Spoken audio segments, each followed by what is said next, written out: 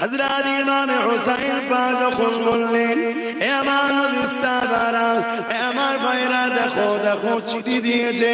হযরত মাওলা আলীর কথা তুলে সাহাবা হুজুররা বলতে লাগলেন, ওই কুফার মানুষেরা আপনার আব্বার সঙ্গে তারা প্রতারণা করেছে, তারা মুনাফিকি করে আপনার আব্বাকে শহীদ করে দিয়েছে। আমরা কোনোদিনের জন্য আপনাকে কুফায় যেতে দেব না। একদিন যেতে না যেতে আবার চিঠি এসে গেল, ওতে আরো বেশি চিঠি আসতে লেগেছে। একটার পর একটা, একটার পর একটা চিঠি আসছে।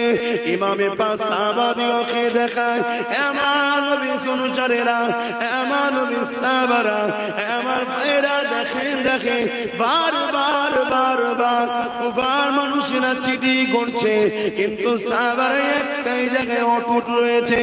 কুফার মানুষকে বিশ্বাস করা যায় না, তারা বড় ধোঁকা দেয়, তারা বড় প্রতারণা করে। এই সময় একটা চিঠি আসলো, যে চিঠিতে হাজার হাজার মানুষের সিগনেচার